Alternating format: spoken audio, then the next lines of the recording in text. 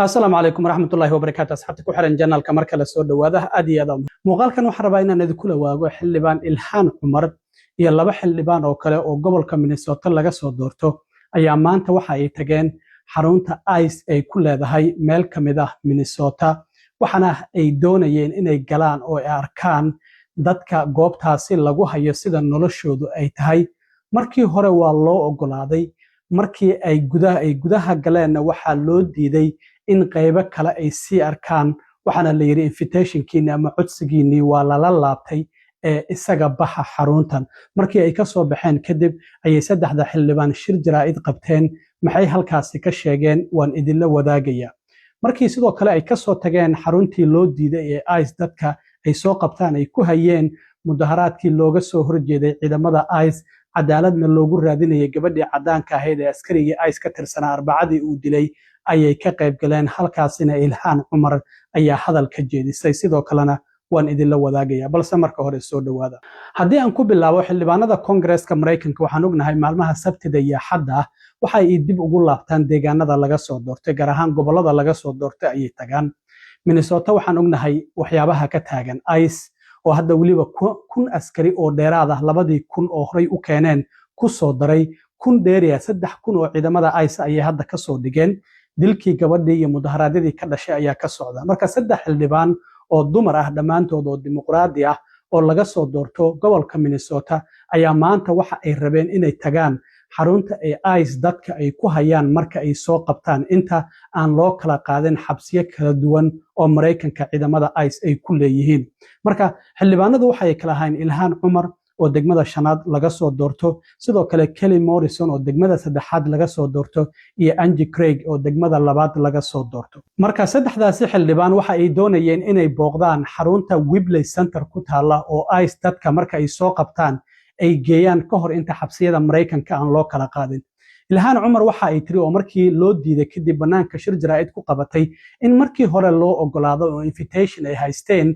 in ay tagi karaan oo ay soo kormeeri karaan laakiin waxa ay tiri markii aan galnay oo qaybtii hore waa naloo ogolaaday markaas kadib waxa aan la kulanay mas'uuliin qof ayaa noo ogolaaday waajibka xildhibaanada ka saaran inay soo kormeeraan goobaha sida ciidamada ICE meelaha ay dadka ku hayaan oo kale markaas kadib waxa ay tiri wax yar kadib waxa noo yimid laba qof oo dhahaya amar ayaana soo gaaray nagu amrayo inaanan idin ogolaanin in aad gudaha u sii gashaan xaruntan marka waxay tiri muddadii koobneed oo meesha aan joognay waxa noo suura gashay in aan aragno ilaa iyo 20 qof oo goobta lagu hayay waxaana naloo sheegay sidoo kale ay tiri inay jiraan laba diyaaradood oo dad ka qaadaya xaruntaasi isla markaana waxaan weydiinay dadkan ma la masaafurinaya maya ayna yiraahdeen oo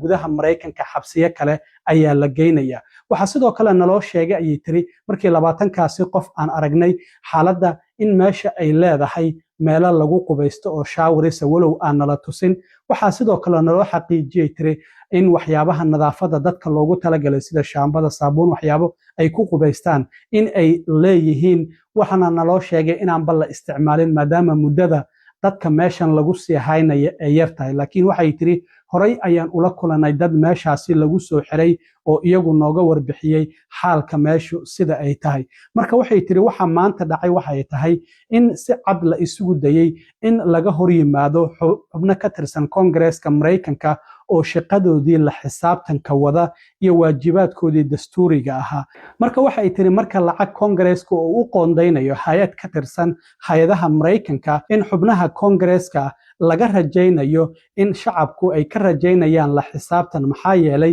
shacabku waxa ay naga doonayaan lacagihii aan ansaxinay in si hufnaana iyo la xisaabtana aan u dabagalno taasina waxay tiri waa waxa maanta dhacay oo ciidamada ICE ay go'aansadeen inaysan noo ogolaanin waajibaadkeena dastuuriga ah inaan gudano haddaba waa tan Ilhaan Cumar oo ka hadlaysay markii loo diiday xaruntaasi ICE inay galaan oo banaanka ay u soo baxeen shirkii jaraa'id oo ay qabatay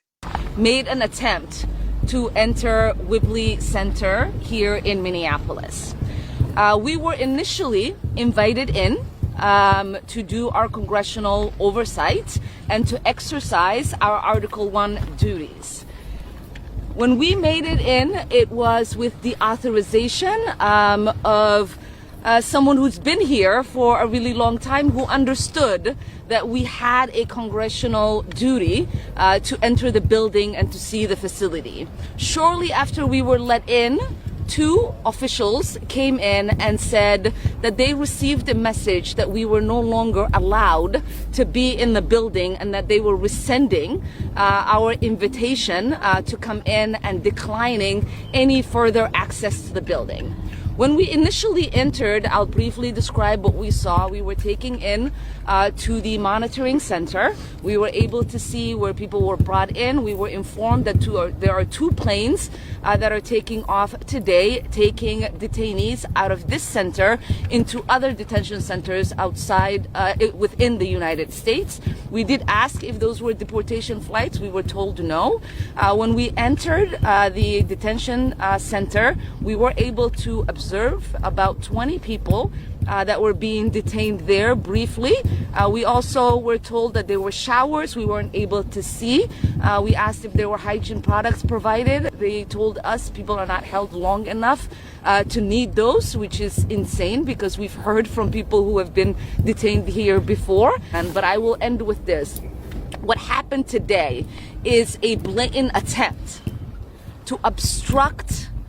members of Congress from doing their oversight duties. When we appropriate funds as members of Congress, we are expected by the public to do oversight because the public requires their money be used with transparency and accountability. And what happened today is ICE agents deciding that we were no longer allowed to fulfill our constitutional duties. dhinaca kale xildhibaanad Ilhaan Cumar markii xarunta ICE loo diiday oo ay isaga soo tageen kadib ayaa dadka mudaharaadka sameynayay oo ka soo horjeeday joogitaanka ciidamada ICE magaalooyinka Minneapolis iyo St. Paul kana cadaalad u raadinaya gabadhii cadaanka ee arbacadii askarigii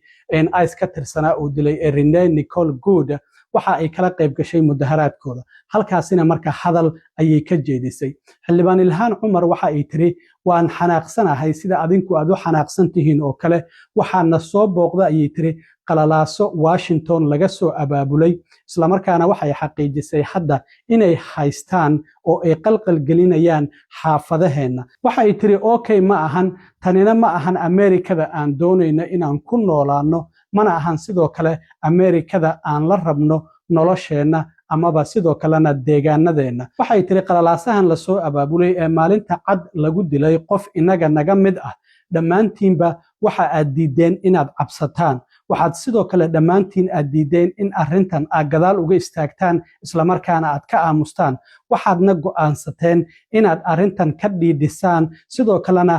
cagajuglaynta waa diideen ayay tiri waxa ay sidoo kale tiri Ilhaan Cumar waxaan tusaynaa wadanka oo idil waxyaabahan aqalka cad daalimku uu ka soo abaabulay oo Trump ay ula jeedo sida iyadoo ay hadalka u dhigayso in aanan u dul qaadan doonin waxa ay tiri halkan waa joogeynaa kanina waa wadankeena waana ku sii noolaan doonaa isla markaana sidoo kalena waan garab istaagi doonaa dadka degan xaafadaha kala duwan ee Minneapolis waxa ay tiri sida dhamaantiidba ogtihiin waxay halkan u yimaadeen in ay qalqal geliyaan afduubtaan isla markaana ay masaafuriyaan soo galootiga Soomaalida ah ee ku nool Minnesota markii ay heli waayeen qof ay qabtaan maxaa yeelay dhammaanteen inteena badan waxaan nahay tiri dad legal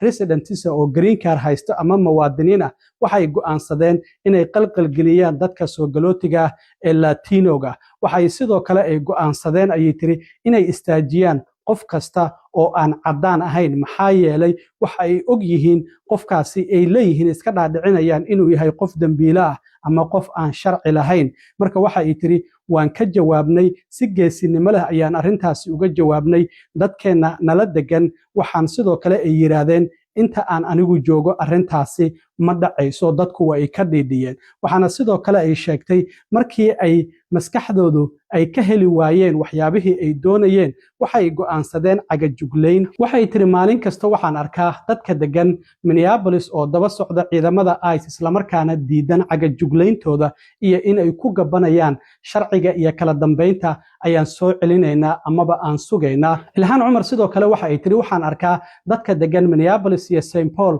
oo iyagu dhahaya haddii aad xiraysaan iyo haddii kaleba ciidamada ICE waxaan rabaa oo aan diiwaan gelinayaa waxyaabaha sharci darada ah oo aad samaynaysaan maxaa yeelay isla xisaabtan haddii uusan maanta jirin berri ayaa isla xisaabtan uu jiri doonaa. Hadalladaasi waxay ka mid ahaayeen hadalladii Ilhaan Cumar ay dadka mudaharaadka samaynayay ay u jeedisay iyadoo weliba taagnayd islamarkaana dadku ay aad ugu sacbinayeen. Waxayna sidoo kale ku bilowday hadalkeeda gabadhii dhimatay magaceeda ku dhawaaqa, say her name ayay ku bilowday, dadkuna kadib magacii gabadhii ayay sheegayeen. Haddaba waa tan Ilhaan Cumar hadalkii dadka mudaharaadka samaynayay. Asxaabta intaan mar kale kulmi doono nabadgelyo.